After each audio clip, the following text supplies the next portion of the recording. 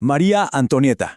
Seguro que al escuchar su nombre se nos vienen a la cabeza imágenes de opulencia, de pasteles, de decadencia y, claro, de la Revolución Francesa. Es, sin duda, una de las figuras más famosas de la historia de Francia, y eso que ni siquiera era francesa. Pero, ¿quién era en realidad?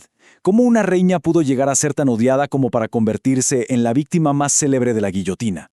Miren, la historia la ha definido de formas muy extremas. Para algunos es una santa, una mártir, para otros simplemente una mujer frívola e insensible. Pero hoy vamos a intentar ir más allá de esa caricatura, vamos a tratar de entender a la persona que había detrás de la leyenda. Esta es la frase que básicamente selló su reputación para siempre. Con solo unas pocas palabras, pasó a la historia como el símbolo de una aristocracia totalmente desconectada de la realidad, cruel e indiferente al hambre de su pueblo. Pues aquí es donde la cosa se pone realmente interesante. ¿Y si les digo que esa frase nunca salió de su boca? De hecho, fue escrita por el filósofo Jean-Jacques Rousseau años antes de que ella siquiera pisara Francia. María Antonieta llegó a la corte con 14 años en 1770, y Rousseau escribió eso por allá de 1765. Fueron sus enemigos los que muy astutamente se la atribuyeron para destruirla. Y ahora que derribamos este mito, podemos empezar a contar la verdadera historia. Y es que, para poder entender a María Antonieta, la reina de Francia, primero tenemos que retroceder un poco. Tenemos que conocer a María Antonia, una joven archiduquesa que, sin saberlo, no era más que una pieza en el complejo ajedrez de la política europea del siglo XVIII. Bueno, su historia comienza en Viena, en 1755. Su infancia, la verdad, fue bastante feliz y relajada, nada que ver con la rigidez de la corte francesa. En Austria, su educación fue, digamos que poco estricta, más centrada en el arte que en otra cosa. De hecho, para que se hagan una idea, a los 12 años apenas sabía escribir bien o hablar un francés decente, que era, irónicamente, el idioma de su futuro. Su destino, en realidad, ya estaba escrito, y lo escribió su madre, la poderosísima emperatriz María Teresa. Ella necesitaba una alianza con Francia para hacerle frente a su gran enemigo, Prusia. ¿Y cuál fue la movida política? Pues casar a su hija adolescente, María Antonieta, con apenas 14 años, con el futuro rey de Francia, Luis Augusto. Así de simple. Ella era el sello de ese pacto. Y así de un día para otro, pasó de la libertad de Viena a la atmósfera asfixiante de Versalles. Lo que desde fuera parecía un cuento de hadas, por dentro era en realidad una auténtica jaula de oro. El choque fue brutal. En Viena era una archiduquesa con bastante libertad. En Francia, de repente, era la futura reina, y cada uno de sus movimientos era analizado con lupa. Imaginen no poder hacer absolutamente nada sin tener decenas de ojos juzgándote. Cada vez que intentaba tener un poco de privacidad, la corte lo veía como un insulto. Y así, poco a poco, se fue quedando completamente sola. En Versalles, además, nunca la dejaron olvidar de dónde venía. Casi desde que llegó, las propias tías de su esposo le pusieron un apodo que la persiguió hasta el final, la Autrichienne, la austríaca. Y no era un simple gentilicio. Era una forma de decirle todos los días, tú no eres de aquí, eres una extranjera, una intrusa. Y bueno, ¿qué hace una adolescente sola, infeliz y con recursos casi ilimitados? Pues busca una forma de escapar. Y su escape fue la extravagancia. Peinados que desafiaban la gravedad, vestidos espectaculares de su diseñadora estrella Rose Bertin, noches de fiestas y apuestas. Incluso se construyó sus propios mundos de fantasía, como el Palacio del Petit Trianon y su famosa aldea, donde jugaba a ser una campesina para huir de la corte. Y en el centro de toda esa infelicidad había un problema muy íntimo, pero a la vez muy público. Durante 7 larguísimos años, su matrimonio con el heredero al trono no se consumó. Pensemos que su principal trabajo como futura reina era dar un heredero, y eso no estaba pasando. Esto no solo era la comidilla de toda la corte, sino que además le traía críticas durísimas de su propia madre, que la culpaba a ella. En 1777 la visitó su hermano, el emperador José II, y él sí que se dio cuenta de lo que estaba pasando. Vio la burbuja en la que vivía su hermana, la total desconexión con la realidad política de Francia, y sus palabras, salirse, fueron una auténtica profecía. Le escribió, la revolución será cruel. Si su reputación ya estaba por los suelos, hubo un evento que la destrozó por completo. Fue lo que cimentó para siempre la imagen de una reina derrochadora y corrupta.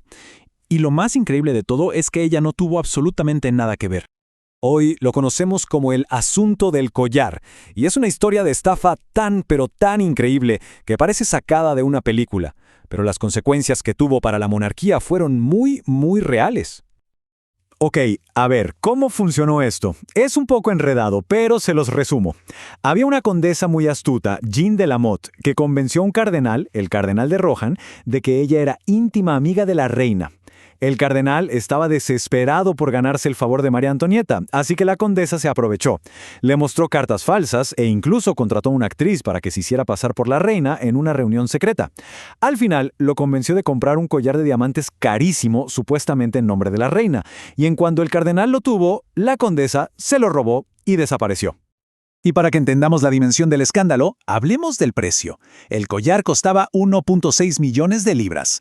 Eso era el equivalente a la mitad del 1% de todos los impuestos que recaudaba Francia en un año. Una locura. Cuando la estafa se descubrió, a la gente no le importó si la reina era inocente o no. La historia era demasiado buena para no creerla. La reina frívola, el cardenal tonto y una joya de un valor astronómico. Su destino prácticamente quedó sellado en ese momento. Con una reputación así de destruida, María Antonieta se convirtió en el pararrayos de todo el odio del pueblo. Era el blanco perfecto. Así que, cuando la revolución finalmente estalló, ella iba a ser uno de los objetivos principales. En 1791, la familia real intentó escapar de París, pero el plan fue un desastre, lleno de errores, como por ejemplo intentar pasar desapercibidos en un carruaje súper lujoso. Obviamente los atraparon. Y este intento de fuga fue visto por el pueblo como la traición definitiva, la prueba final de que los reyes estaban conspirando con los enemigos de Francia. Y ya no había vuelta atrás. Después de que abolieran la monarquía y ejecutaran a su esposo, Luis XVI, le llegó el turno a ella. La llevaron ante el Tribunal Revolucionario y el cargo fue el más grave de todos: alta traición. La lista de acusaciones era básicamente un resumen de todos los chismes y mentiras que se habían dicho de ella por años. La culparon de despilfarrar el dinero de la nación, de conspirar con su familia en Austria, de empezar una guerra civil, en fin, de todo. El juicio fue una farsa. El veredicto ya estaba decidido desde el principio. Pero cuando parecía que no se podía caer más bajo, llegó la acusación más terrible de todas, la más cruel. Y vino de su propio hijo, Luis Carlos. El niño, de apenas 8 años, fue presionado y manipulado por sus captores, hasta que firmó una declaración, acusando a su propia madre de incesto. Fue un golpe bajo, diseñado para deshumanizarla por completo. Ante esa acusación tan monstruosa, María Antonieta, que había estado muy serena, se vino abajo por un segundo, pero luego se recompuso, miró al jurado y dijo algo que silenció a todos en la sala. Dijo: si no ha respondido, es porque la propia naturaleza se niega a responder a semejante acusación lanzada contra una madre. Apelo a todas las madres aquí presentes. En ese momento, dejó de ser la reina odiada y se convirtió, ante los ojos de muchos, simplemente en una madre. El final fue fulminante y brutal. El juicio duró solo 2 días. La sentenciaron a muerte en la madrugada del 16 de octubre. Unas horas después, le cortaron el pelo, le ataron las manos y la subieron a una carreta para pasearla por las calles de París, expuesta al odio de la gente. A las 12:15 del mediodía, su vida terminó en la guillotina. Entonces, al final de todo esto, ¿quién fue María Antonieta? ¿Fue de verdad la reina derrochadora que se merecía su destino? ¿O fue más bien una princesa extranjera, usada como una ficha política, que nunca tuvo una oportunidad real y que se convirtió en el chivo expiatorio perfecto para una nación entera que estaba en crisis? La respuesta, como su propia vida, sigue siendo increíblemente compleja y hasta el día de hoy fascinante.